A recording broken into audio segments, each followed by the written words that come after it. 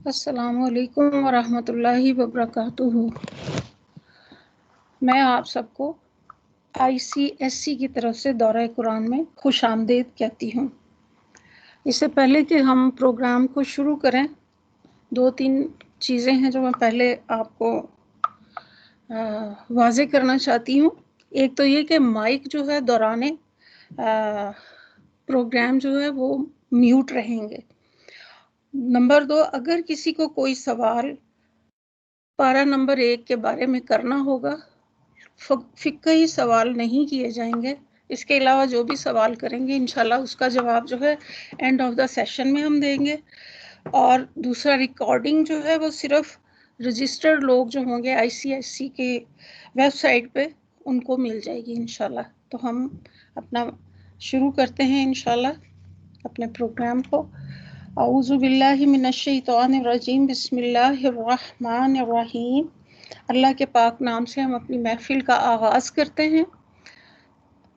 ये महफिल ख़ास तौर पे अल्लाह रब्बुल आलमीन की रज़ा और उसकी खुशनुदी के लिए हमने ये इंतज़ाम इसका किया है, क्योंकि रमज़ान आने वाला है और हम इसे इंशाअल्लाह ताला हर रोज़ यानी कि 5 दिन हमारा जो ये सेशन हुआ करेगा 11 से लेके इंशाअल्लाह 1 बजे तक। तो अब सबसे पहले हम ये देखते हैं कि हमारे प्यारे नबी सल्लल्लाहु अलैहि वसल्लम ने जो हमें खुशखबरी दी है कि जो लोग अल्लाह की खातिर इस महफिल में इकट्ठे होते हैं, अल्लाह ताला ने आप सल्लल्लाहु अलैहि वसल्लम के ज़रिए हमें कौन सी खुशखबरी दी है। रसूल पाक सल्लल्लाहु अलैहि वसल्लम ने फरमाया, जो लोग अल्लाह के घरों में किसी घर में अल्लाह की किताब की तलावत करते हैं और इसकी तालीम में बाहम मसरूफ़ होते हैं तो इन पर सकीनत नाजिल होती है और रहमत इन्हें ढांप लेती है और फरिश्ते इन्हें घेर लेते हैं और अल्लाह ताला इनका जिक्र अपने पास मौजूदा फरिश्तों में करते हैं। अल्लाह के ज़िक्र की बड़ी फजीलत है और जब इकट्ठे होकर अल्लाह को याद किया जाता है तो इसका अजर व सवाब और इसका फ़ायदा कई गुना बढ़ा दिया जाता है। दूसरी हदीस में हज़रत अबू हुरैरा इसे रवायत करते हैं कि नबी करीम सल्लल्लाहु अलैहि वसल्लम ने फरमाया कि अल्लाह ताला के कुछ फरिश्ते जो हैं वो ज़मीन के गिर्द गर्दिश करते रहते हैं और वो अल्लाह के ज़िक्र की मजलिसें तलाश करते हैं, और जब कोई ऐसी मजलिस पाते हैं जिसमें अल्लाह का ज़िक्र होता है तो वो इनके साथ बैठ जाते हैं और वो एक दूसरे को अपने परों से इस तरह ढांप लेते हैं कि अपने और दुनिया के आसमान के दरमियान की वसअत को भर देते हैं। और जब ये लोग महफिल ख़त्म होती है और चले जाते हैं, फरिश्ते भी वहाँ से उठ के ऊपर चले जाते हैं। तो अल्लाह ताला उनसे पूछते हैं कि हालांकि अल्लाह ताला तो वराउल वरा सब कुछ जानते हैं, पूछते हैं कि तुम कहाँ से आए हो। वो कहते हैं हम ज़मीन में तेरे बंदों की तरफ से होकर आए हैं जो तेरी पाकीज़गी बयान कर रहे थे, तेरी बड़ाई बयान कर रहे थे और सिर्फ तुझे माबूद और तेरे माबूद होने का इकरार कर रहे थे, तेरी हम्दो सना में थे और तुझी से मांग रहे थे। फरमाया वो मुझसे क्या मांग रहे थे? उन्होंने कहा वो आपसे आपकी जन्नत मांग रहे थे। फरमाया क्या उन्होंने मेरी जन्नत देखी है? उन्होंने कहा कि परवरदिगार नहीं। फरमाया अगर उन्होंने मेरी जन्नत देखी होती तो क्या होता? वो कहते कि और भी ज़्यादा शिद्दत से मांगते। और वो तेरी पनाह मांग रहे थे। फरमाया वो किस चीज़ से मेरी पनाह मांग रहे थे? उन्होंने कहा ए रब तेरी आग यानी कि जहन्नुम से। फिर फरमाया क्या उन्होंने मेरी आग देखी है? उन्होंने कहा कि ए रब नहीं। फरमाया अगर वो मेरी जहन्नुम देख लेते तो इनका क्या हाल होता? वो कहते हैं कि वो तुझसे गुनाहों की बख्शिश मांग रहे थे, तो वो फरमाता मैंने इनके गुनाह बख्श दिए और इन्होंने जो मांगा मैंने इन्हें अता किया और उन्होंने जिससे पनाह मांगी मैंने इन्हें पनाह दी। अल्लाह के रसूल सल्लल्लाहु अलैहि वसल्लम ने फरमाया कि फरिश्ते कहते हैं कि ए परवरदिगार इनमें फ़लाँ शख्स भी मौजूद था जो सख्त गुनहगार था, वहाँ से गुजरते हुए इनके साथ बैठ गया था। आप सल्लल्लाहु अलैहि वसल्लम ने फरमाया तो अल्लाह ताला इरशाद फरमाते हैं कि मैंने इन सब को बख्श दिया। ये ऐसे लोग हैं कि इनकी वजह से इनके साथ बैठे जाने वाले भी महरूम नहीं रहते। तो ज़िक्र इलाही, तौबा और इस्तग़फ़ार की और अल्लाह की किताब को पढ़ने, पढ़ाने और समझने समझाने की इस महफिल की बताई गई है कि कितनी ज़्यादा इसकी बड़ाई है, और जो लोग इनके साथ बैठ जाते हैं उनकी भी अल्लाह ताला बख्शिश फरमा देते हैं। तो हम अल्लाह के पाक नाम से और अल्लाह के प्यारे नबी सल्लल्लाहु अलैहि वसल्लम की खुशखबरी जो दी है उन्होंने, اس کے ذریعے سے ہم اپنی محفل کا آغاز کرتے ہیں اور اللہ رب العالمین سے دعا کرتے ہیں کہ اللہ پاک ہماری اس محفل کو بھی اسی درجے میں قبول فرمانا، اور جو ہم سے کمی بیشی ہو جائے اللہ تو ہمیں معاف کر دینا، اور جو کچھ ہم اس محفل میں پڑھیں اے اللہ ہمیں اس پر سب سے پہلے مجھے اور آپ سب کو اس پر عمل کرنے کی توفیق عطا فرمانا۔ اور پھر جب ہم اس محفل میں بیٹھے ہوئے ہیں تو انشاءاللہ ہماری کوشش ہونی چاہیے کہ ہم ساتھ ساتھ جو ہے جو آیات ہم پڑھتے ہیں ان کو ہم اپنے اوپر طاری کر کے دیکھیں کہ ہمیں کہاں کمی ہے اور اس کو ہم پوری کریں انشاءاللہ، کیونکہ ایسی محفلوں میں اللہ تعالیٰ دعا بھی قبول فرماتے ہیں۔ تو چلے آئیں ہم سورۃ فاتح سنتے ہیں۔ بسم اللہ الرحمن الرحیم الحمد للہ رب العالمین الرحمن الرحیم مالک یوم الدین ایاک نعبد و ایاک نستعین اهدنا الصراط المستقيم صراط الذين أنعمت عليهم غير المغضوب عليهم ولا الضالين آمین۔ رب اشرح لی صدری ویسر لی امری واحلل عقدۃ من لسانی یفقہوا قولی، آمین رب العالمین۔ بسم اللہ الرحمن الرحیم، اللہ کے نام سے جو نہایت رحم کرنے والا اور رحیم ہے۔ تعریف اللہ ہی کے لیے ہے جو تمام کائنات کا رب ہے، رحمان اور رحیم ہے، روز جزا کا مالک ہے۔ ہم تیری ہی عبادت کرتے ہیں اور تجھی سے مدد مانگتے ہیں۔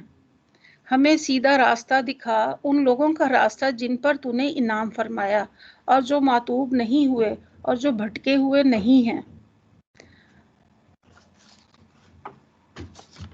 اب ہم اس سورہ کا شان نزول تھوڑا سا دیکھ لیتے ہیں۔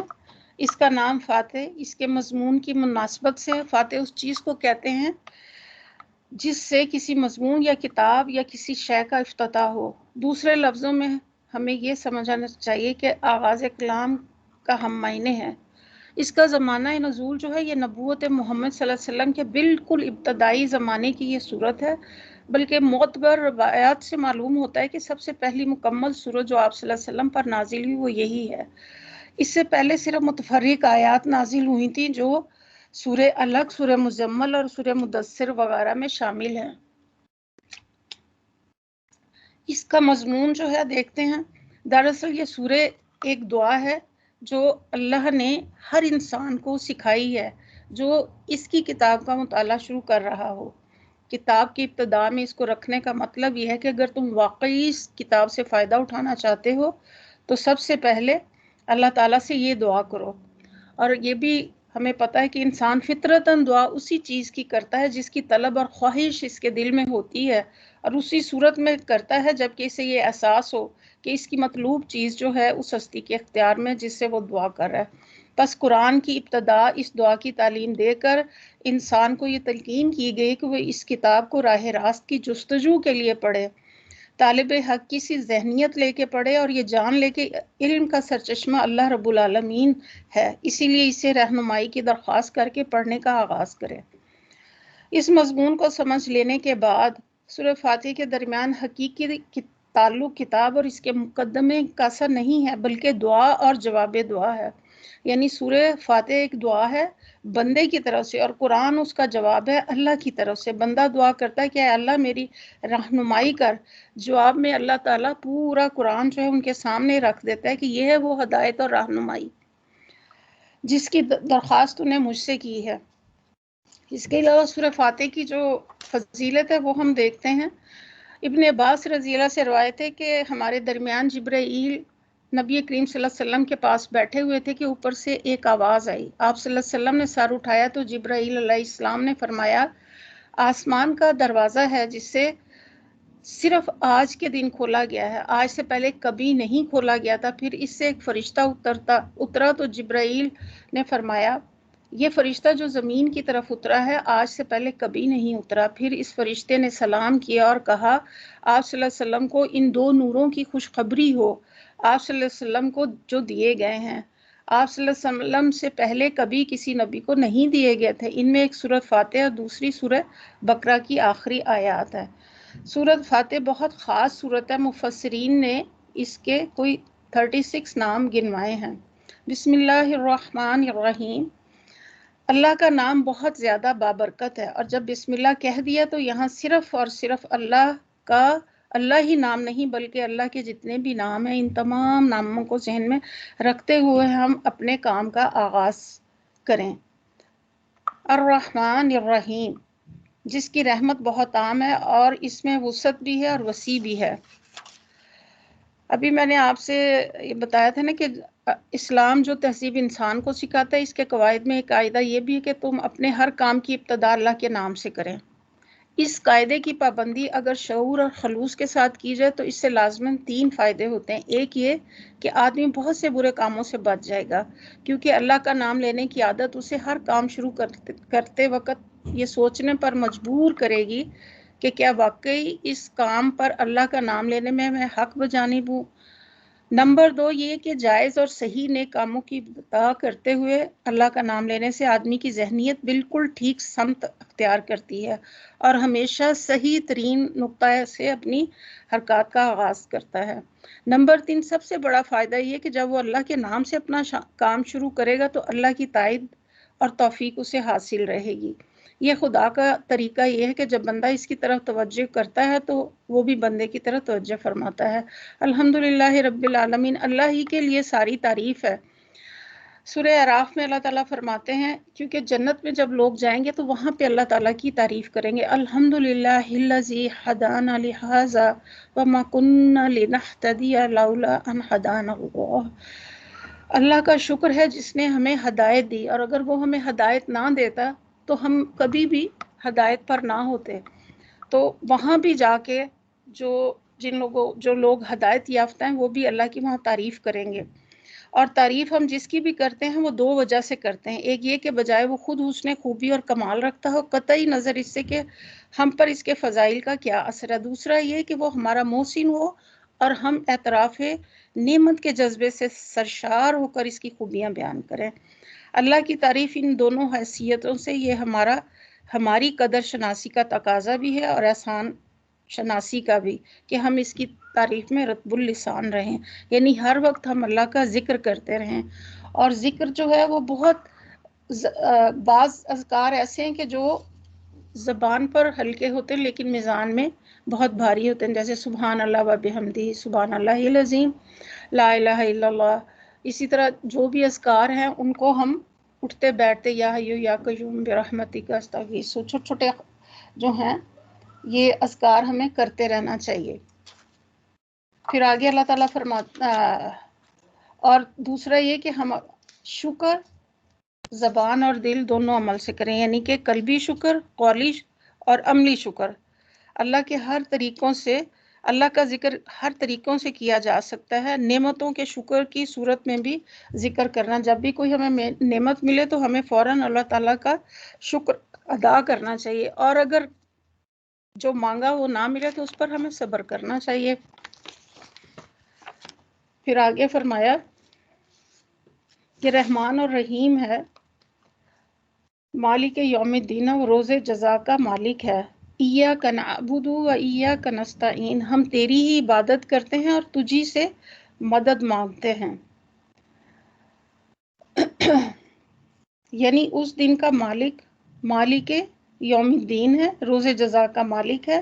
تمام اگلی پچھلی نسلوں کو جمع کر کے ان کے کارنامہ زندگی کا حساب لیا جائے گا اور ہر انسان کو اس کے عمل کا پورا صلہ یا بدلہ ملے گا۔ اللہ کی تعریف میں رحمان اور رحیم کہنے کے بعد مالک روز جزا کہنے سے یہ بات نکلتی ہے کہ وہ بڑا ہی مہربان ہی نہیں بلکہ منصف بھی ہے، اور منصف بھی ایسا بااختیار کہ آخری فیصلے کے روز وہی پورے اقتدار کا مالک ہوگا، نہ اس کی سزا میں کوئی کمی میں کوئی کر سکے گا اور نہ ہی جزا میں کوئی حصہ لے سے۔ لہٰذا ہمیں اس کی ربوبیت اور رحمت کی بنا پر اس سے محبت ہی نہیں کرتے بلکہ اس کے انصاف کی بنا پر اس سے ڈرتے بھی ہیں۔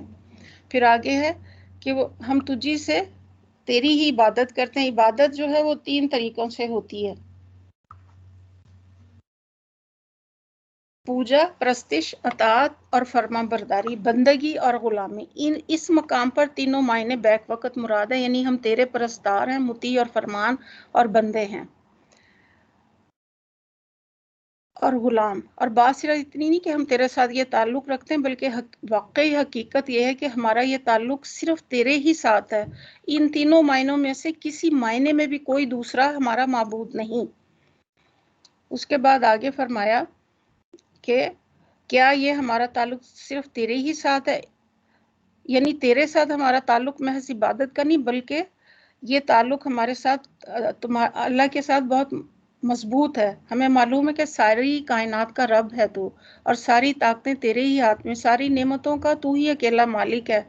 اس لیے ہم اپنی حاجتوں کی طلب میں تیری ہی طرف رجوع کرتے ہیں، تیرے ہی آگے ہاتھ پھیلاتے ہیں، اور تیری ہی مدد پر ہمارا اعتماد ہے.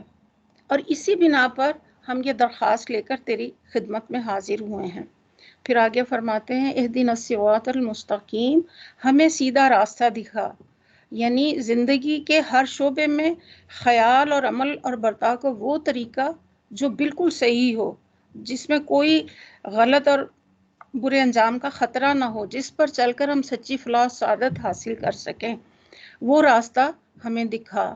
صراط الذین انعمت علیہم غیر المغضوب علیہم ولا الضالین، اور ان لوگوں کا راستہ جن پر تو نے انعام فرمایا اور جو مغضوب نہیں ہوئے اور جو بھٹکے ہوئے نہیں ہیں. یہ اس سیدھے راستے کی تعریف ہے جس کا علم ہم اللہ تعالیٰ سے مانگ رہے ہیں، یعنی وہ راستہ جس پر ہمیشہ سے تیرے منظور نظر لوگ چلتے رہے، اور وہ بے خطا راستے کی قدیم ترین زمانے سے آج تک جو شخص اور جو بھی گروہ اس پر چلا وہ تیرے انعامات کا مستحق ہوا اور تیری نعمتوں سے مالا مال ہوا. یعنی انعام پانے والوں سے ہماری مراد وہ لوگ نہیں جو بظاہر عارضی طور پر تیری دنیاوی نعمتوں سے سرفراز ہوتے ہیں، مگر دراصل وہ تیرے غضب کے مستحق ہوا کرتے ہیں، بلکہ اپنی فلاح و سعادت کی راہ گم کیے ہوتے ہیں. تو یہاں یہ بات کھل جاتی ہے کہ انعام سے ہمارا مراد حقیقی اور پائیدار انعامات ہیں جو راہ راست اور اللہ کی خوشنودی کے نتیجے میں کرتے ہیں، اور وہ نمائشی انعامات جو پہلے بھی فرعونوں اور نمرود اور قارونوں کو ملتے رہے، آج بھی ہماری آنکھوں کے سامنے بڑے بڑے ظالم اور ایسے لوگ گمراہ ہمیں نظر آتے ہیں. اللہ تعالیٰ ہمیں انبیاء، شہید، شہداء اور صدیقین اور عابدین کے راستے پر چلنے کی توفیق عطا فرمائے. اللہ کے اسی پاک نام سے اور اس صورت کے پس منظر کو سامنے رکھتے ہوئے ہم اپنے آج کے سپارے کا آغاز کرتے ہیں انشاءاللہ. سب سے پہلے ہم تلاوت سن لیتے ہیں. بسم اللہ الرحمن الرحیم. الف لام میم. ذلك الكتاب لا ريب فيه هدى للمتقين الذين يؤمنون بالغيب ويقيمون الصلاة ومما رزقناهم ينفقون والذين يؤمنون بما أنزل إليك وما أنزل من قبلك وبالآخرة هم يوقنون أولئك على هدى من ربهم وأولئك هم المفلحون. إن الذين كفروا سواء عليهم أأنذرتهم أم لم تنذرهم لا يؤمنون. ختم الله على قلوبهم وعلى سمعهم وعلى أبصارهم غشاوة ولهم عذاب عظيم. اعوذ باللہ من الشیطان الرجیم. بسم اللہ الرحمن الرحیم. سورہ بقرہ کا آغاز ہوتا ہے. سب سے پہلے ہم اس کا ترجمہ پڑھتے ہیں. الف لام میم، یہ اللہ کی کتاب ہے، اس میں کوئی شک نہیں، ہدایت ہے ان پرہیزگار لوگوں کے لیے جو غیب پر ایمان لاتے ہیں، نماز قائم کرتے ہیں اور جو رزق ہم نے ان کو دیا ہے ان میں سے خرچ کرتے ہیں۔ جو کتاب تم پر نازل کی گئی یعنی قرآن اور جو کتابیں تم سے پہلے نازل کی گئی تھیں ان سب پر ایمان لاتے ہیں اور آخرت پر یقین رکھتے ہیں۔ ایسے لوگ اپنے رب کی طرف سے راہ راست پر ہیں اور وہی فلاح پانے والے ہیں۔ جن لوگوں نے ان باتوں کو تسلیم کرنے سے انکار کر دیا ان کے لیے یکساں ہے، خواہ تم انہیں خبردار کرو یا نہ کرو، بہرحال وہ ماننے والے نہیں۔ اللہ نے ان کے دلوں اور ان کے کانوں پر مہر لگا دی ہے اور ان کی آنکھوں پر پردہ ہے، وہ سزا کے مستحق ہیں۔ سورہ بقرہ کی جو ہے فضیلت میں حدیث ہے، آپ صلی اللہ علیہ وسلم نے فرمایا کہ اس سورت کا پڑھنا باعث برکت ہے اور اس کا چھوڑنا باعث حسرت ہے۔ اس کے پڑھنے والے پر جادوگر قدرت نہیں پا سکتا۔ شیاطین اس سورت سے دور بھاگتے ہیں۔ اس گھر سے شیطان بھاگ جاتا ہے جس میں سورہ بقرہ کی تلاوت کی جاتی ہے۔ اور اس کا جو شان نزول ہے، اس کا بیشتر حصہ جو ہے ہجرت مدینہ کے بعد اور مدنی زندگی کے ابتدائی دور میں نازل ہوا تھا اور کم تر حصہ بعد میں نازل ہوا، جیسے سود کی آیات آپ صلی اللہ علیہ وسلم کی زندگی کے آخری دنوں میں نازل ہوئی لیکن مضامین کے لحاظ سے اس میں شامل کر دی گئیں۔ تو ہم اسے اپنا آج کا جو ہے اسے شروع کرتے ہیں۔ بسم اللہ الرحمن الرحیم، الف لام میم۔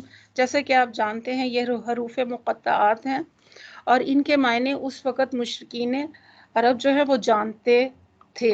اگر وہ نہ جانتے ہوتے تو اس کے بارے میں بھی بہت سے سوالات کرتے۔ اس وقت جو ہے یہ حروف مقطعات جو ہیں اس وقت یہ ان کے خطیب اور شعراء وغیرہ اس اسلوب سے کام لیتے تھے، اس لیے انہوں نے اس کے بارے میں کچھ بھی نہیں کبھی کوئی سوال نہیں کیا۔ اور پھر آگے فرمایا کہ ذالک الکتاب لا ریب فیہ، یہ اس کا ایک سیدھا سادہ مطلب تو یہ کہ بے شک یہ اللہ کی کتاب ہے، مگر ایک مطلب یہ بھی ہے کہ یہ ایک ایسی کتاب ہے جس میں کوئی شک نہیں، یعنی کہ دنیا کی جتنی بھی کتابیں ہیں، مگر ایک مطلب یہ بھی ہو سکتا ہے کہ جس میں کوئی شک نہیں۔ دنیا میں جتنی کتابیں ہیں جو امور طبیعت کی ہیں، حقائق ماروہ سے بحث کرتے ہیں، سب قیاس و گمان پر مبنی ہیں، اس لیے خود ان کے منصف بھی اپنے بیانات کے بارے میں شک سے پاک نہیں ہوتے، وہ کتنے ہی یقین کا اظہار کریں، لیکن یہ ایسی کتاب ہے جو سراسر علم حقیقت پر مبنی ہے اور اس کا منصف وہ ہے جو تمام حقیقتوں کا مالک ہے۔ فی الواقع اس میں کوئی شک نہیں ہے۔ آگے فرمائے ہدایت ہے ان لوگوں کے لیے جو متقین ہیں، یعنی کہ 5 شرائط اس میں بتا دی گئی کہ اس کتاب سے صرف وہ لوگ فائدہ اٹھا سکتے ہیں جن کے اندر یہ 5 خوبیاں ہیں۔ اللہ تعالیٰ کا کلام پاک ہے اور اللہ تعالیٰ کی ہر آیت جو ہے اس میں بہت زیادہ ڈپتھ ہے، گہرائی ہے بہت زیادہ، لیکن ہمارے پاس یہاں پہ اتنا ٹائم نہیں ہوگا کہ ہم ایک لفظ کی تشریح جو ہے بہت زیادہ ٹائم لے کے کریں، اس لیے ہم تھوڑا سا بیان کر کے آگے اس کا ترجمہ پڑھتے چلے جائیں گے اور ان آیات کی روشنی میں ہم اپنا تجزیہ کرتے چلے جائیں گے انشاءاللہ۔ تو یہاں پہ ذالک الکتاب لا ریب فیہ ھدی للمتقین، متقین کا لفظ یہاں پہ پڑھنے کے بعد میرے ذہن میں یہ چیز آئی کہ قرآن جو ہے جیسے ہم سب جانتے کہ اللہ رب العالمین کا کلام ہے، یہ تمام آنے والے وقتوں میں انسانوں کی رہنمائی کے لیے نازل کیا گیا ہے، کوئی کتاب اس کے مثل نہیں ہو سکتی۔ جیسے جیسے آپ قرآن کی طرف قدم بڑھاتے ہیں اللہ رب العالمین سے ہم کلامی کے قریب ہم ہوتے جاتے ہیں۔ قرآن پڑھنا، اللہ تعالیٰ کو سننا، اس سے باتیں کرنا اور اس کے راستے پر چلنا ہے، یہ زندگی دینے والے کے سامنے زندگی کو پیش کرتا ہے اور اس کے راستے پر چلنا ہے۔ یہ زندگی دینے والے کے سامنے کیا کرتا ہے؟ زندگی کو پیش کرتا ہے۔ ابتدا اللہ کے سوا کوئی الہ نہیں ہے اور وہ زندہ جاوید ہستی ہے جو پورے نظام کائنات کو سنبھالے ہوئے ہے۔ اس نے تم پر یہ کتاب نازل کی ہے جو حق لے کر آئی ہے اور جس میں کوئی شک نہیں۔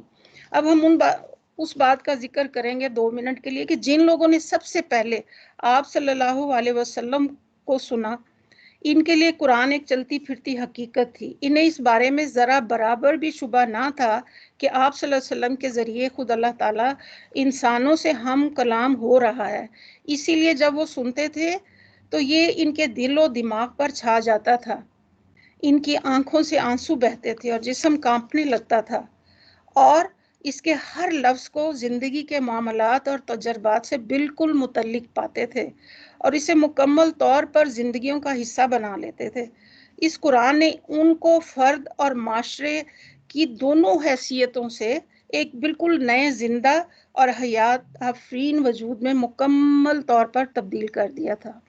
اب یہاں پہ یہ بات اہم ہے کہ جب اس کتاب میں کوئی شک نہیں تو 5 شرائط پر ہمارا یقین ہونا چاہیے۔ یہ ان لوگوں کی بات ہو رہی ہے جنہوں نے واقعی اس کو سنا، اس پر یقین کیا، اس پر عمل کیا، تو وہ دیکھیں کیا ہوئے۔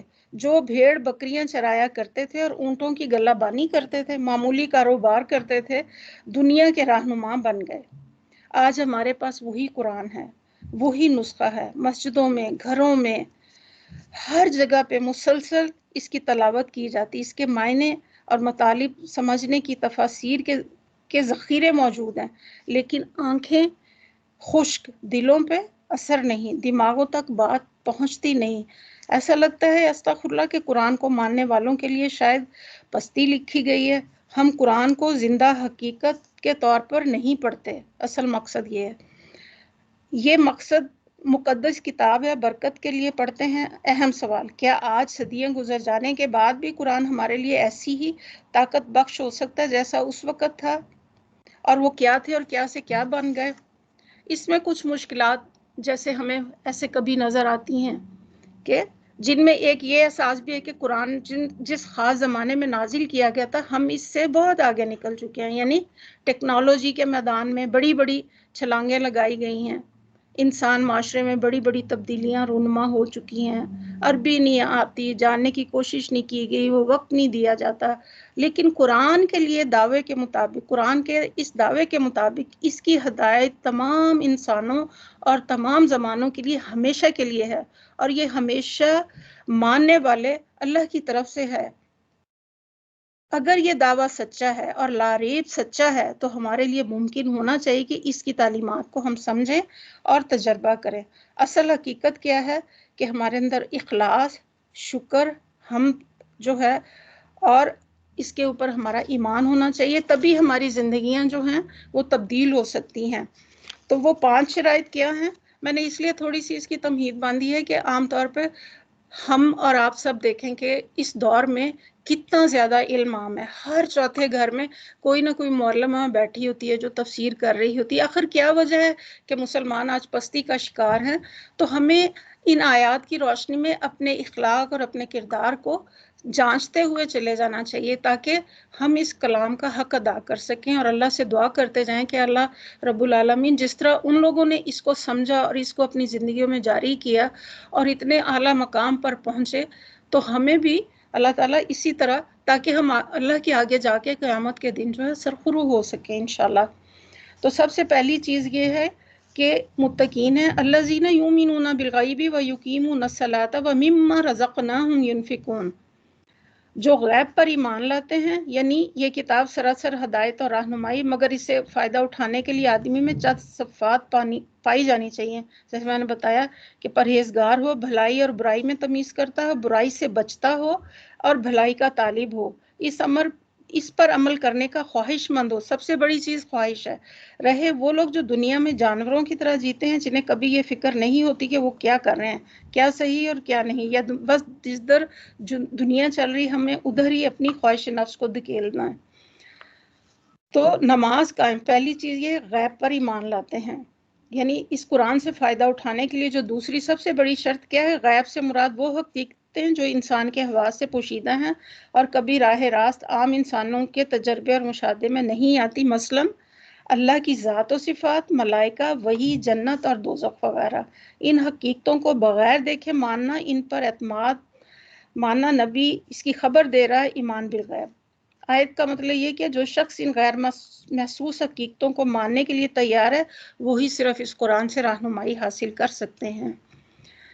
آگے فرمایا نماز قائم کرتے ہیں، جو رزق ہم نے ان کو دیا اس میں سے خرچ کرتے ہیں، یعنی جو چوتھی چیز تھی ایمان لاتے ہیں، 5ویں نماز قائم کرتے ہیں۔ یہ تیسری شرط ہے کہ جو لوگ صرف مان کر بیٹھنے والے نہیں، وہ قرآن سے فائدہ نہیں اٹھا سکتے۔ اس سے فائدہ اٹھانے کے لیے ضروری کہ آدمی ایمان لانے کے بعد فوراً ہی عملی اطاعت کی طرف آمادہ ہو جائے، اور عملی اطاعت کی اولین علامت اور دائمی علامت جو ہے نماز ہے۔ ایمان لانے پر چند گھنٹے بعد نہیں گزرتے کہ مؤذن جو ہے نماز کے لیے پکارتا اور اسی وقت فیصلہ ہو جاتا ہے۔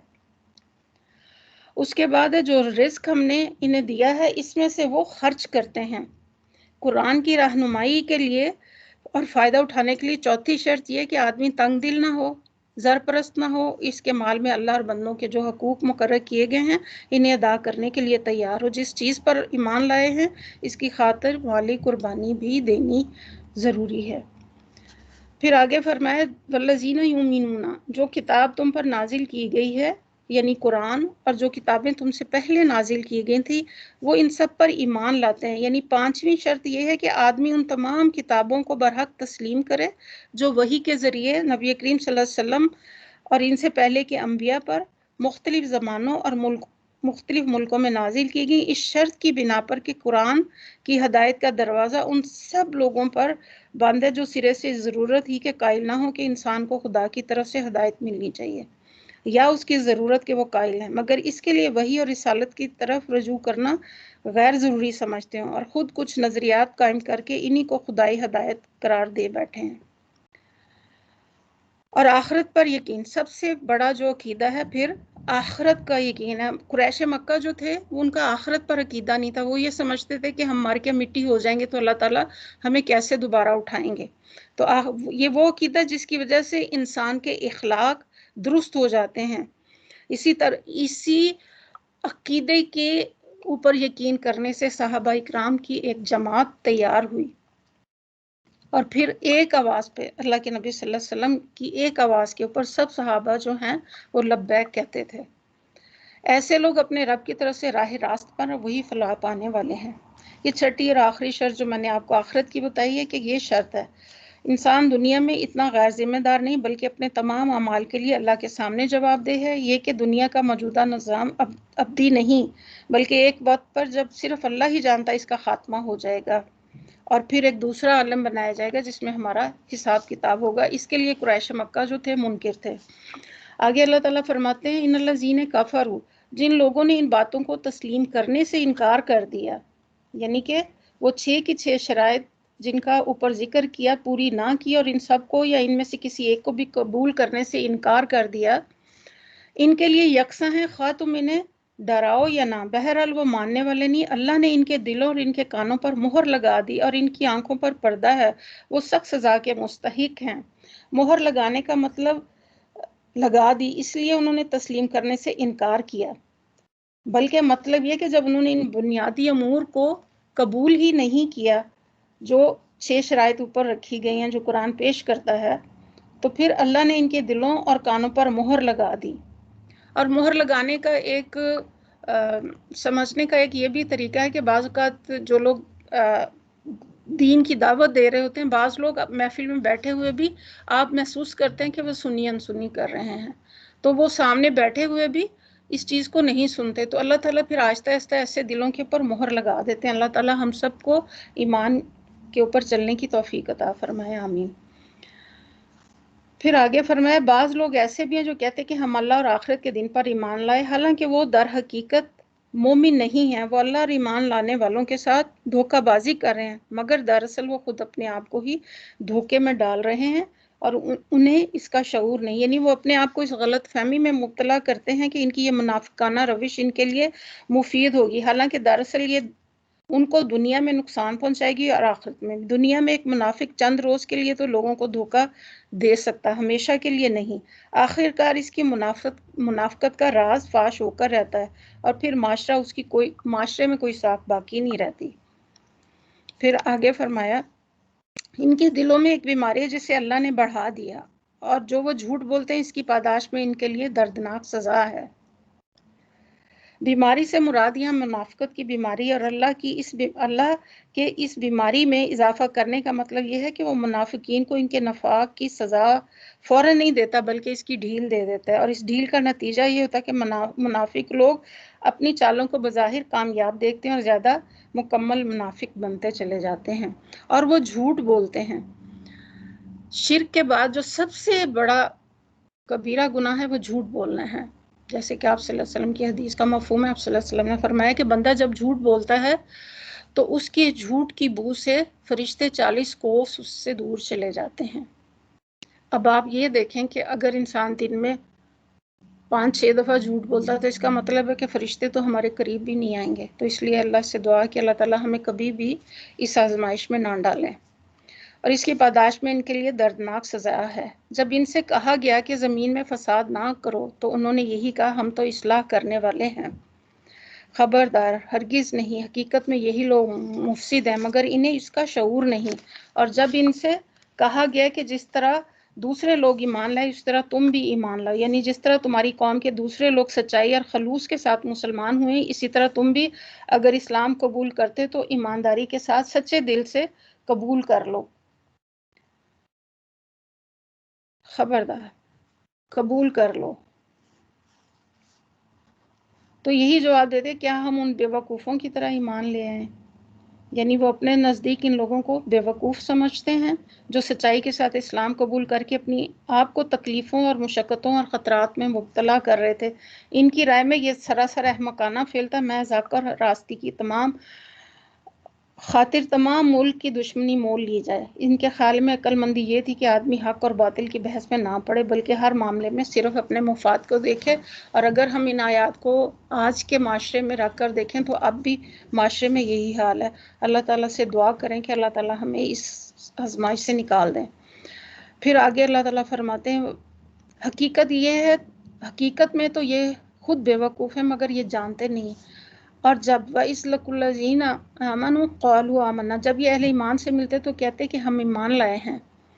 وَإِذَا خَلَوْا إِلَىٰ شَيَاطِينِهِمْ، اور جب علیحدگی میں اپنے شیطانوں سے ملتے ہیں تو کہتے ہیں قَالُوا إِنَّا مَعَكُمْ إِنَّمَا نَحْنُ مُسْتَهْزِئُونَ، اصل میں ہم تمہارے ساتھ ہیں، ان لوگوں سے محض مذاق کر رہے ہیں۔ اللہ فرماتے ہیں اللہ یستہزئ بہم ویمدہم فی طغیانہم یعمہون، اللہ ان سے مذاق کر رہا ہے، وہ ان کی رسی دراز کیے جاتا ہے اور یہ اپنی سرکشی میں اندھوں کی طرح بھٹکتے چلے جاتے ہیں۔ اولئک الذین اشتروا، یہ وہ لوگ ہیں جنہوں نے ہدایت کے بدلے گمراہی خریدی، مگر یہ سودا ان کے لیے نفع بخش نہیں اور یہ ہرگز صحیح راستے پر نہیں۔ مثلہم کمثل الذی، ان کی مثال ایسی ہے جیسے ایک شخص نے آگ روشن کی اور جب اس نے سارے ماحول کو روشن کر دیا تو اللہ نے ان کا نور بصارت سلب کر لیا اور انہیں اس حال میں چھوڑ دیا کہ تاریکیوں میں انہیں کچھ نظر نہیں آتا۔ مطلب یہ کہ جب ایک اللہ کے بندے نے روشنی پھیلائی اور حق کو باطل سے، صحیح کو غلط سے، راہ راست کو گمراہیوں سے چھانٹ کر بالکل نمایاں کیا تو یہ لوگ دیدہ و بینا رکھتے تھے، ان پر تو ساری حقیقتیں روشن ہو گئیں، مگر یہ منافق جو نفس پرستی میں اندھے ہو رہے تھے ان کو اس روشنی میں کچھ نظر نہ آیا۔ اللہ نے نور بصارت ان کی سلب کر لی۔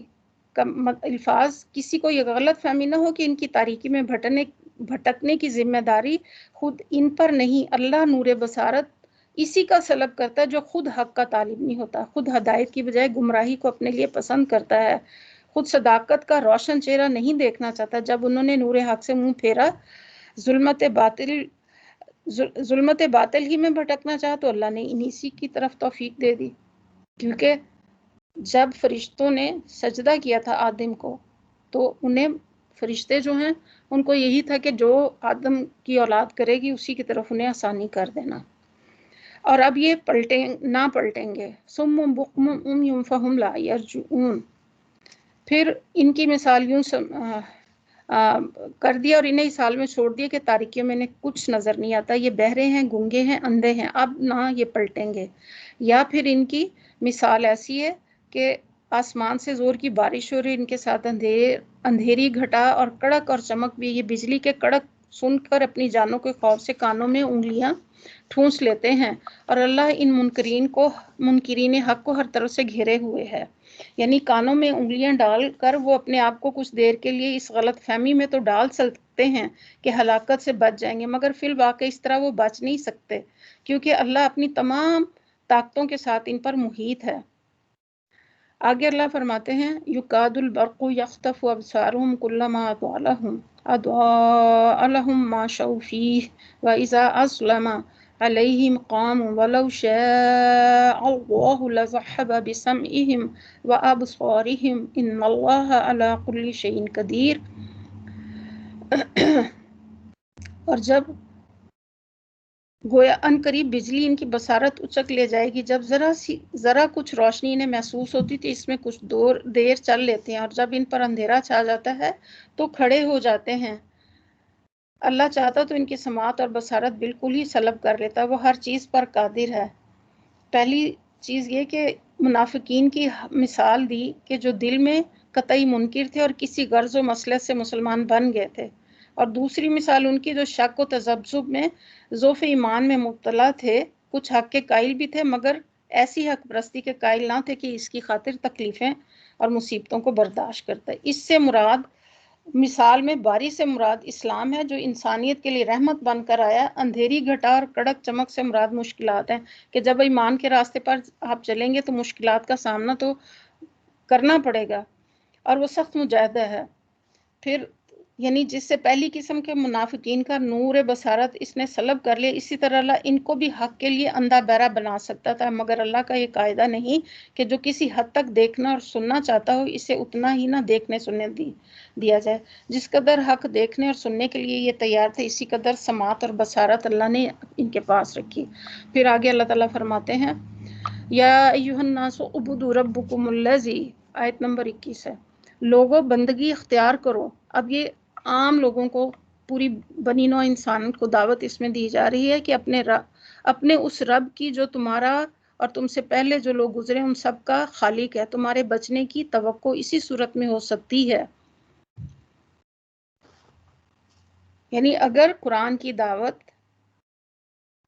یعنی دنیا میں غلط بینی اور غلط کاری سے اور آخرت میں خدا کے عذاب سے بچنے کی توقع اسی صورت میں ہو سکتی ہے۔ وہی تو ہے جس نے، پھر بتایا کہ وہی تو ہے جس نے تمہارے زمین کا فرش بنایا، آسمان چھت بنائی، اوپر سے پانی برسایا اور اس کے ذریعے سے ہر طرح کی پیداوار نکال کر تمہارے لیے رزق ہم پہنچایا۔ جب تم یہ جانتے ہو تو دوسرے اللہ کو مد مقابل نہ ٹھہراؤ، یعنی جب تم خود بھی اس بات کے قائل اور تمہیں معلوم ہے کہ یہ سارا کام اللہ ہی کے ہیں، تو پھر تمہاری بندگی اسی کے لیے خالص ہونی چاہیے۔ دوسرا کون اس کا حقدار ہو سکتا ہے کہ تم اس کی بندگی بجا لاؤ؟ اور دوسروں کو اللہ کا مد مقابل ٹھہرانے سے مراد یہ کہ بندگی اور عبادت کی مختلف اقسام میں کسی قسم کا رویہ اللہ کے سوا دوسروں کے ساتھ برتا جائے ٹھیک نہیں ہے۔ وَإِن كُنتُمْ، اور اگر تمہیں اس امر میں شک ہے، مما نزلنا، جو ہم نے نازل کی ہے، علی عبدنا، اپنے بندے پر، فَأْتُوا بِسُورَةٍ مِّن مِّثْلِهِ، یہ ہم اپنے بندے پر اتاری ہے، یہ ہماری ہی ہے یا نہیں، اس کی مانند ایک ہی صورت بنا لاؤ اور اپنے سارے ہم نواؤں کو بلا لو، یہ ایک اللہ کو چھوڑ کر باقی جس کی چاہو مدد لے لو، اگر تم سچے ہو تو یہ کام کر کے دکھاؤ۔ اس سے پہلے مکہ میں کئی بار یہ چیلنج دیا جا چکا تھا، اگر تم اس قرآن کو انسانی تصنیف سمجھتے ہو تو اس کے مانند کلام تصنیف کر کے دکھاؤ۔ اب مدینہ پہنچ کر پھر اس کا دوبارہ جو ہے اعادہ کیا گیا، حالانکہ وہاں تو مدینہ میں کی ارد گرد کی جو بستیاں تھیں وہ تو یہودی تھے اور انہیں اس کا وحی کا اور قرآن کا اور ان تمام کتابوں کا پتہ تھا، لیکن قریش مکہ کے لیے جو تھی یہ ایک نئی آواز تھی۔ پھر آگے فرمایا کہ اگر تم نے ایسا نہ کیا اور یقیناً کبھی نہیں کر سکتے تو ڈرو پھر اس آگ سے جس کا ایندھن انسان بنیں گے، انسان اور پتھر، جو مہیا کی گئی ہے منکرین حق کے لیے۔ یعنی اس میں ایک لطیف اشارہ ہے کہ وہاں صرف تم ہی دوزخ کا ایندھن نہیں بنو گے بلکہ تمہارے وہ بت بھی وہاں تمہارے ساتھ ہوں گے جنہیں تم اپنا معبود بنا رکھا تھا۔ اس وقت تمہیں خود ہی معلوم ہو جائے گا کہ خدائی میں یہ کتنا دخل رکھتے تھے۔ اور اے پیغمبر صلی اللہ علیہ وسلم، جو لوگ اس کتاب پر ایمان لے آئیں اور اس کے مطابق اپنے عمل درست کر لیں، انہیں خوشخبری دے دو، ان کے لیے ایسے باغ ہیں جن کے نیچے نہریں بہتی ہوں گی، ان باغوں کے پھل صورت میں دنیا کے پھلوں سے ملتے جلتے ہوں گے۔ جب کوئی پھل انہیں کھانے کو دیا جائے گا تو وہ کہیں گے کہ ایسے ہی پھل ہم نے پہلے دنیا میں ہم کو دیے جاتے تھے، یعنی نرالے اور اجنبی پھل نہ ہوں گے جن سے وہ مانوس نہ ہوں گے، شکل میں انہی پھلوں سے ملتے جلتے ہوں گے جس سے وہ دنیا میں آشنا تھے، البتہ لذت میں اور ان سے بدرجہ زیادہ بڑے ہوئے ہوں گے۔ دیکھنے میں مثلاً آم اور انار اور سنترے ہی ہوں گے۔ اہل جنت ہر پھل کو دیکھ کر پہچان لیں گے کہ یہ آم ہے، یہ انار ہے اور یہ سنترا، مگر مزے میں دنیا کے آموں اور اناروں اور سنتروں سے اس کی کوئی نسبت نہیں ہوگی۔ پھر آگے فرمائے ان کے لیے وہاں پاکیزہ بیویاں ہوں گی اور وہاں وہ اس میں ہمیشہ رہیں گے۔ ازواج کا یہاں پہ لفظ جس کے معنی ہے جوڑے، یہ لفظ شوہر اور بیوی دونوں کے لیے استعمال ہوتا ہے۔ شوہر کے لیے بیوی زوج ہے اور بیوی کے لیے شوہر زوج ہے، مگر وہاں یہ ازواج پاکیزگی کی صفت کے ساتھ ہوں گے۔ اگر دنیا میں کوئی مرد نیک اور اس کی بیوی نیک ہے تو آخرت میں ان کا رشتہ کٹ جائے گا اور اس نیک مرد کو کوئی دوسری نیک بیوی دے دی جائے گی۔ پھر آگے اللہ تعالیٰ فرماتے ہیں ان اللہ لا یستحزی، ہاں اللہ اس سے ہرگز نہیں شرماتا کہ مچھر یا اس سے بھی حقیر کسی چیز کی تمثیلیں دے۔ یعنی یہاں ایک اعتراض کا ذکر کیا، اس کا جواب دیا گیا کہ قرآن میں بہت سے مقامات پر مدعا کے لیے مکڑی، مکھی، مچھر وغیرہ کی جو مثالیں دی گئی، ان پر مخالفین کو اعتراض تھا کہ یہ کیسا کلام ہے جس میں ایسی حقیر چیزوں کی تمثیل ہے۔ وہ کہتے ہیں کہ اگر یہ خدا کا کلام ہوتا تو یہ فضول باتیں نہ ہوتی۔ اللہ کی ساری مخلوق اللہ کے نزدیک اہم ہے، خواہ وہ کیڑا مکوڑا ہو یا مکھی ہو۔ آپ دیکھیں شہد کی مکھی کو بھی کس طرح اللہ تعالیٰ نے وحی کے ذریعے اس کے راستے متعین کر دیے۔ تو اللہ کے نزدیک یہ ساری مخلوق جو اس کی ہے معتبر ہے، اور جو لوگ حق بات کو قبول کرنے والے وہ انہی تمثیلوں کو دیکھ کر جان لیتے ہیں کہ یہ حق ہے جو ان کے رب کی طرف سے آیا، اور جو ماننے والے نہیں وہ انہیں سن کر کہنے لگتے ہیں کہ ایسی تمثیلوں سے اللہ کو کیا سروکار۔ اس طرح اللہ ایک ہی بات سے بہتوں کو گمراہی میں مبتلا کر دیتا ہے اور بہتوں کو راہ راست دکھا دیتا ہے۔ یعنی جو لوگ بات کو سمجھنا نہیں چاہتے، حقیقت کی جستجو نہیں رکھتے، ان کی نگاہیں تو بس ظاہری الفاظ میں اٹک کر رہ جاتی ہیں اور ان چیزوں سے الٹے نتائج نکال لیتے ہیں، اور گمراہی میں وہ انہی کو مبتلا کرتا ہے جو فاسق ہیں۔ فاسق ہیں یعنی نافرمان، اطاعت کی حد سے نکل جانے والے، انہیں فاسق کہتے ہیں۔ اللہ کے عہد کو مضبوط باندھ لینے کے بعد وہ توڑ دیتے ہیں، یعنی بادشاہ اور اپنے ملزم الرعایا کے نام جو فرمان یا ہدایت جاری کرتا ہے، اس کو عربی محاورے میں عہد سے تعبیر کیا جاتا ہے کیونکہ اس کی تعمیل رعایا پر واجب ہوتی ہے۔ یہاں عہد کا لفظ اس معنی میں استعمال ہوا کہ اللہ کے عہد سے مراد اس کا وہ مستقل فرمان ہے جس کی رو سے تمام بنی نوع انسان اس کی بندگی، اطاعت اور پرستش کرنے پر مامور ہے۔ مضبوط ہاتھ باندھ لینے کے بعد سے اشارہ ہے کہ آدم کی تخلیق کے وقت تمام نوع انسانی سے اس فرمان کی پابندی کا اقرار کیا گیا تھا۔ سورہ اعراف میں بھی اس کا ذکر ہے۔ اس عہد اقرار پر جو ہے سورہ اعراف میں انشاءاللہ ہم تھوڑا تفصیل سے روشنی ڈالیں گے۔ اللہ نے جسے جوڑنے کا حکم دیا اسے کاٹ لیتے ہیں اور زمین میں فساد کرتے ہیں، یعنی وہ روابط اور انسان کی اجتماعی اور انفرادی فلاح کا انحصار ہے جنہیں درست رکھنے کا اللہ نے حکم دیا ہے، اس کو کاٹ دیتے ہیں۔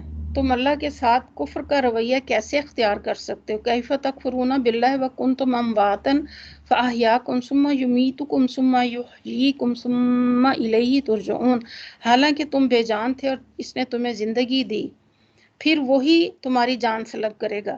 یعنی یہاں پہ ایک قیامت کی دلیل دی گئی کہ حالانکہ تم بے جان تھے، جبکہ اس وقت تم کچھ بھی نہ تھے، جب اللہ نے تمہیں پہلی بار تخلیق کیا اس وقت تم کچھ بھی نہیں تھے، اور اب بھی وہ اس پہ اختیار رکھتا ہے کہ وہ دوبارہ زندگی دے گا اور وہی تمہاری جان سلب کرے گا، پھر وہی دوبارہ زندگی عطا کرے گا، اور اسی کی طرف تمہیں پلٹ کر جانا ہے۔ هو الذی خلق لکم ما فی الارض، وہی تو ہے جس نے تمہارے لیے زمین کی ساری چیزیں پیدا کی۔ پھر اوپر کی طرف سے اوپر توجہ فرمائی اور 7 آسمان استوار کیے۔ 7 آسمانوں کی حقیقت کا تعین مشکل، انسان ہر زمانے میں آسمان یا الفاظ دیگر کے متعلق اپنے مشاہدات یا قیاسات کے مطابق مختلف تصورات قائم کرتا ہے جو برابر بدلتے رہتے ہیں، لہٰذا اس میں سے کسی تصور کو بنیاد دے کر قرآن کے ان الفاظ کا مفہوم متعین کرنا صحیح نہ ہوگا۔ اس سے مراد یہ کہ زمین سے جس قدر کائنات ہے اسے اللہ نے 7 محکم طبقوں میں تقسیم کر رکھا ہے، یا یہ کہ اس کائنات کے جس حلقے میں واقع وہ 7 طبقوں پر مشتمل ہے، اور وہ ہر چیز کا علم رکھنے والا ہے۔ اس میں 2 حقیقتوں پر متنبہ کیا گیا کہ تم اس اللہ کے مقابلے میں کفر و بغاوت کا رویہ اختیار کرنے کی جرت کیسے کرتے ہو جو تمہاری تمام حرکات سے باخبر ہے، اس سے تمہاری کوئی حرکت چھپی نہیں رہ سکتی، دراصل وہ حقیقت کا سرچشمہ ہے، اس سے منہ موڑ کر بجوز اس کے تمام تم جہالت کی تاریکیوں میں بھٹکو اور کیا نتیجہ نکل سکتا ہے۔ پھر ذرا اس وقت کا تصور کرو، اب آدم علیہ السلام کا واقعہ یہاں سے شروع ہوگا۔ وَإِذْ قَالَ رَبُّكَ لِلْمَلَائِكَةِ، پھر ذرا اس وقت کا تصور کرو جب تمہارے رب نے فرشتوں سے کہا تھا کہ میں زمین پر ایک خلیفہ بنانے والا ہوں۔ انہوں نے عرض کیا کیا آپ زمین میں کسی ایسے کو مقرر کرنے والے ہیں جو اس کے نظام کو بگاڑ دے گا اور خون ریزیاں کرے گا؟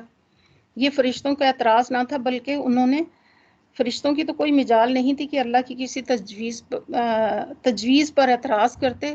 وہ خلیفہ کے لفظ سے یہ تو سمجھ گئے تھے کہ کوئی زیر تجویز مخلوق کو زمین میں کچھ اختیارات سپرد کیے جانے والے، مگر یہ بات ان کی سمجھ میں نہیں آئی کہ سلطنت کائنات کے اس نظام میں کسی بااختیار مخلوق کی گنجائش کیسے ہو سکتی ہے۔ تو فرشتوں نے یہ کہا، آپ کی حمد و ثنا کے ساتھ اور آپ کی تقدیس تو ہم کر ہی رہے ہیں، یعنی کہ ہم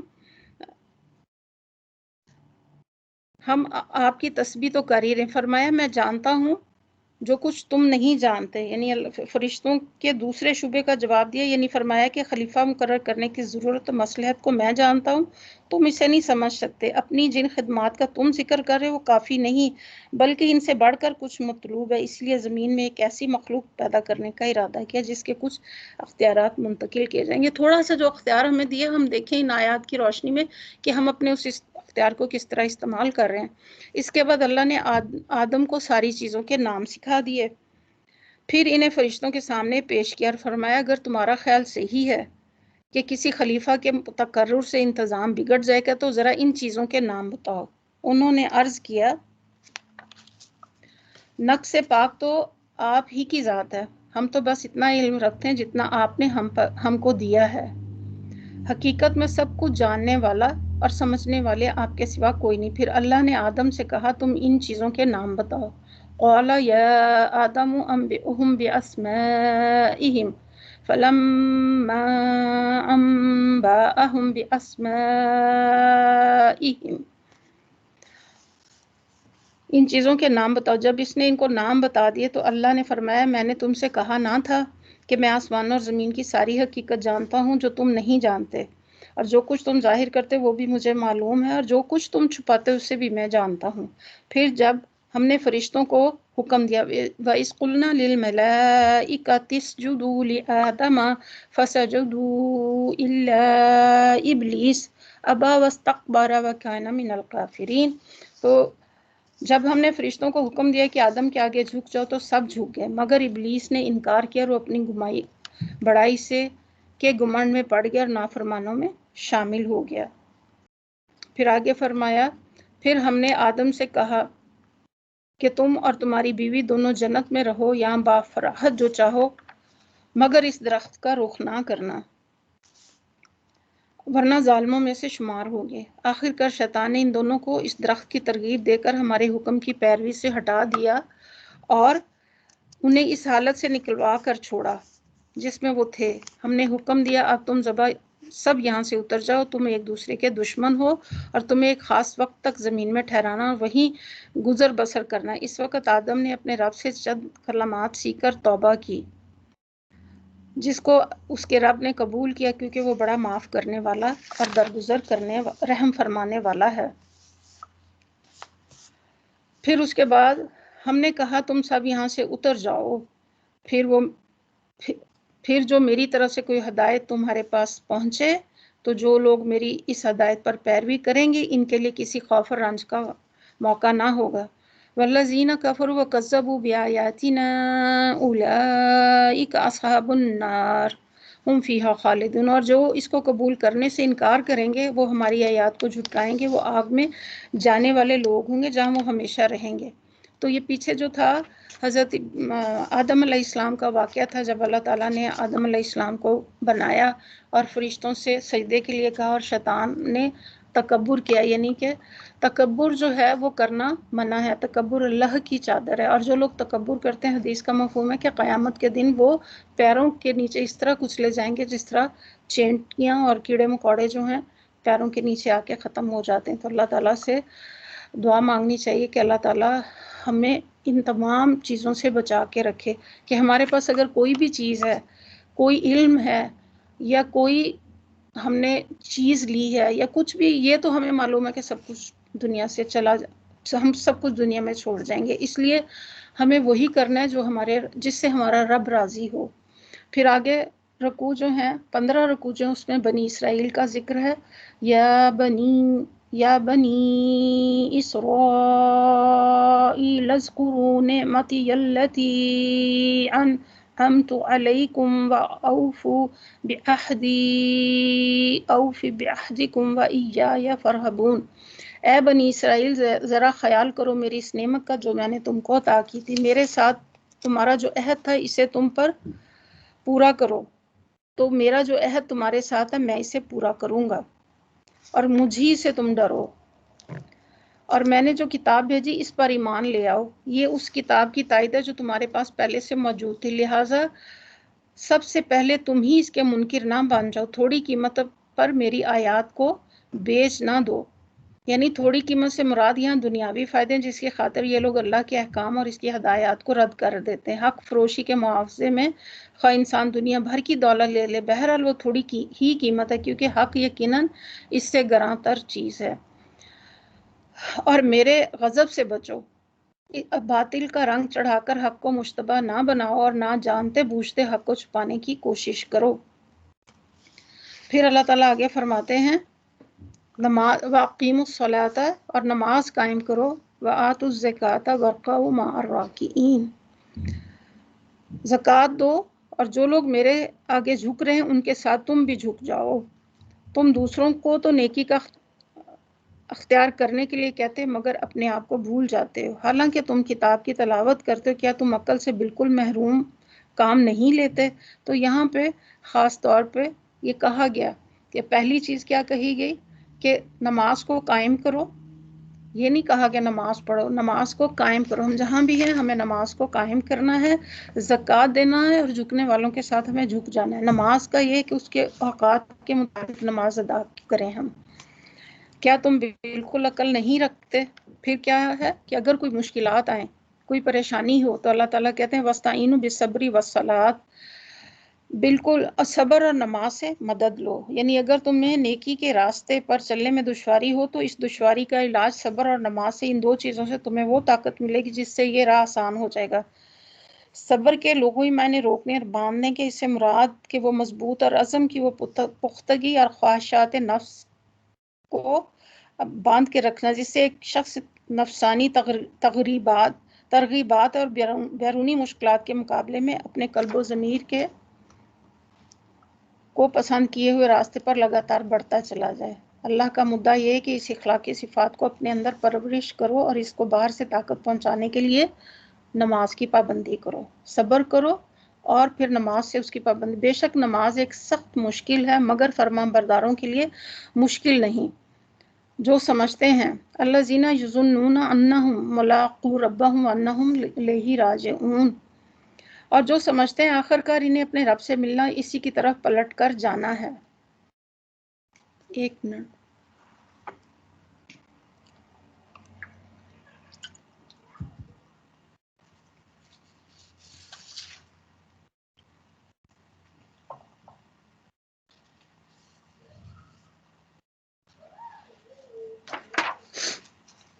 پھر آگے فرمایا یا بنی اسرائیل اذکروا نعمتی التی انعمت علیکم وانی فضلتکم علی العالمین، اے بنی اسرائیل یاد کرو میری اس نعمت کو جس سے میں نے تمہیں نوازا تھا، اور اس بات کو میں نے تمہیں دنیا کی ساری قوموں پر فضیلت عطا کی تھی۔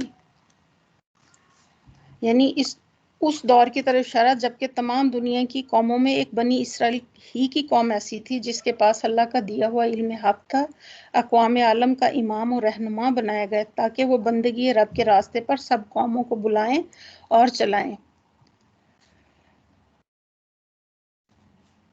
پھر آگے فرمایا ڈرو اس دن سے جب کوئی کسی کے ذرا بھی کام نہ آئے گا، نہ کسی کی طرف سے سفارش قبول ہوگی اور نہ کسی کو فدیہ لے کر چھوڑا جائے گا اور نہ مجرم کو کہیں سے مدد مل سکے گی۔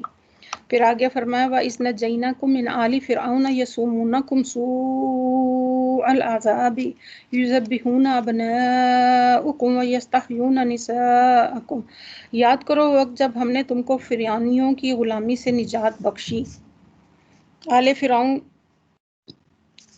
فرعون سے جو ہے نجات بخشی۔ وہ کیا کرتے تھے؟ انہوں نے تمہیں سخت عذاب میں مبتلا کر رکھا تھا، تمہارے لڑکوں کو ذبح کرتے تھے اور تمہاری لڑکیوں کو زندہ رہنے دیتے تھے، اور اس حالت میں تمہارے رب کی طرف سے تمہاری بڑی آزمائش تھی۔ اللہ تعالیٰ ہمیں پرانی قوموں کی، یعنی کہ قرآن جو ہے وہ 4 چہروں پہ نازل ہوا، اور اس میں ایک یہ بھی ہے کہ تاریخ سے، پھر انفس یعنی کہ ہماری ذات سے اللہ تعالیٰ جو ہیں نشانیاں دکھا رہے ہیں، اور پھر آگے فرماتے ہیں کہ ایمان لے آؤ اللہ پر۔ یہ وہ قومیں ہیں جن کے بارے میں اللہ تعالیٰ ہمیں بتا رہے ہیں کہ ان کو بھی وہ تمام چیزیں اللہ تعالیٰ نے عطا کی، دنیا میں فضیلت بھی دی، لیکن انہوں نے اللہ کے پیغام کو لوگوں تک نہ پہنچایا اور اس میں بہت ساری چیزیں جو ہیں چھپا لی، تو پھر ان کا انجام کیا ہوا۔ یاد وہ کرو وہ وقت، اب اللہ تعالیٰ انعامات بنی اسرائیل کے گنوا رہے ہیں، جب ہم نے سمندر کو پھاڑ کر تمہارے لیے راستہ بنایا، پھر ان میں سے تمہیں بخیریت گزار دیا، پھر وہیں تمہاری آنکھوں کے سامنے فرعونیوں کو غرقاب کر دیا، تم آنکھوں سے یعنی کہ دیکھ رہے تھے۔ یاد کرو جب ہم نے موسیٰ کو 40 روز شبانہ روز کی قرارداد پر بلایا۔ مصر سے نجات پانے کے بعد جب بنی اسرائیل جزیرہ نما سینا میں پہنچے تو حضرت موسیٰ کو اللہ تعالیٰ نے 40 شب و روز کے لیے کوہ طور پر طلب فرمایا تھا، تاکہ وہاں اس قوم کے لیے جواب جو اب آزاد ہو چکی تھی قوانین اور شرائط اور عملی زندگی کی ہدایت کی جائیں۔ تو اس کے پیچھے تم نے بچھڑے کو اپنا معبود بنایا، اس وقت تم نے بڑی زیادتی کی تھی، مگر اس پر بھی ہم نے تمہیں معاف کر دیا کہ شاید اب تم شکر گزار بنو۔ پھر آگے اللہ فرماتے ہیں یاد کرو ٹھیک اس وقت جب تم یہ ظلم کر رہے تھے، ہم نے موسیٰ کو کتاب اور فرقان عطا کی تاکہ تم اس کے ذریعے سے سیدھا راستہ پا سکو۔ فرقان وہ چیز جس کے ذریعے سے حق اور باطل کا فرق نمایاں ہو۔ اردو میں اس کی مفہوم سے قریب تر لفظ کسوٹی ہے۔ یہاں فرقان سے مراد دین کا وہ علم اور فہم ہے جس سے آدمی حق اور باطل میں تمیز کرتا ہے۔ پھر آگے فرمایا یاد کرو جب موسیٰ یہ نعمت لیے ہوئے پلٹا تو اس نے اپنی قوم سے کہا کہ لوگوں تم نے بچڑے کو معبود بنا کر اپنے اوپر سخت ظلم کیا، لہٰذا تم لوگ اپنے خالق کے حضور توبہ کرو اور اپنی جانوں کو ہلاک نہ کرو، اس میں تمہارے خالق کے نزدیک تمہاری بہتری۔ اس وقت تمہارے خالق نے تمہاری توبہ قبول کر لی کہ وہ بڑا معاف کرنے والا ہے۔ پھر آگے بڑا معاف کرنے والا ہے۔ پھر آگے فرمایا یاد کرو جب تم نے موسیٰ سے کہا تھا کہ ہم تمہارے کہنے کا ہرگز یقین نہ کریں گے جب تک کہ اپنی آنکھوں سے اعلانیہ اللہ کو تم سے ہم کلام ہوتا نہ دیکھ لیں۔ اس وقت تمہارے دیکھتے دیکھتے ایک زبردست صاعقہ نے تم کو آ لیا، تم بے جان ہو کر گر چکے تھے، مگر ہم نے تم کو جلا اٹھایا، شاید کہ اس احسان کے بعد تم شکر گزار بن جاؤ۔ یعنی کہ اللہ تعالیٰ شکر کرنے سے انسان کی نعمتوں میں اضافہ ہوتا ہے، اور شکر کی بہت زیادہ اہمیت ہے۔ پھر آگے فرمایا کہ ہم نے تم پر برابر ابر کا سایہ کیا، وَظَلَّلْنَا عَلَيْكُمُ الْغَمَامَ وَأَنزَلْنَا عَلَيْكُمُ الْمَنَّ وَالسَّلْوَىٰ كُلُوا مِنَ الطَّيِّبَاتِ مَا رَزَقْنَاكُمْ۔ ہم نے تم پر ابر کا سایہ کیا، من و سلوہ کی غذا تمہارے لیے فراہم کی، اور تم سے کہا کہ جو پاک چیزیں ہم نے تمہیں بخشی انہیں کھاؤ، مگر تمہارے اسلاف نے جو کچھ کیا وہ ہم پر ظلم نہ تھا بلکہ انہوں نے اپنے اوپر ظلم کیا۔ وَإِذْ قُلْنَا ادْخُلُوا هَٰذِهِ الْقَرْيَةَ، پھر یاد کرو جب ہم نے کہا تھا کہ یہ بستی جو تمہارے سامنے ہے اس میں داخل ہو جاؤ۔ یہ بھی اب اس بستی سے مراد کون سی بستی ہے؟ اس سلسلہ واقعات میں یہ ذکر ہو رہا ہے، اس زمانے سے تعلق رکھتی جبکہ بنی اسرائیل ابھی جزیرہ نما سینا میں تھے، لہٰذا یہ اسی جزیرے نما کا کوئی شہر ہوگا، مگر یہ بھی ممکن ہے کہ اس سے مراد کوئی بھی شہر ہو بہرحال یہاں پہ اللہ تعالیٰ یہی کہہ رہے ہیں کہ اس شہر کو بنی اسرائیل نے حضرت موسیٰ کی زندگی کے آخر زمانے میں فتح کیا اور وہاں بڑی بدکاریاں کی، جس کے نتیجے میں اللہ نے ان پر وبا بھیجی اور 24,000 آدمی ہلاک کر دیے گئے۔ تو داخل اس کی پیداوار جس طرح چاہو مزے سے کھاؤ، مگر بستی کے دروازے میں سجدہ ریز ہوتے ہوئے داخل ہونا اور کہتے جانا ہتتن، ہم تمہاری خطاؤں سے درگزر فرمائیں گے۔ یعنی یہ حکم تھا کہ جابر اور ظالم فاتحوں کی طرح کٹتے ہوئے نہ گھسنا، بلکہ خدا ترسوں کی طرح منکسرانہ شان سے داخل ہونا، جیسے محمد صلی اللہ علیہ وسلم فتح مکہ کے موقع پر داخل ہوئے۔ اور ہتت ان کے دو مطلب، ایک یہ کہ اللہ سے اپنی خطاؤں کی معافی مانگتے ہوئے جانا، دوسرا یہ کہ لوٹ مار اور قتل عام کی بجائے بستی کے باشندوں میں درگزر اور عام معافی کا اعلان کرنا۔ تو انہوں نے کیا کیا؟ فبدل الذین ظلموا، مگر جو بات کہی گئی تھی ظالموں نے اسے بدل کر دیا، اور آخر کار ہم نے ظلم کرنے والوں پر آسمان سے عذاب نازل کیا۔ یہ سزا تھی ان نافرمانیوں کی جو وہ کر رہے تھے۔ اس میں ابھی 5 منٹ کا وقفہ لیتے ہیں۔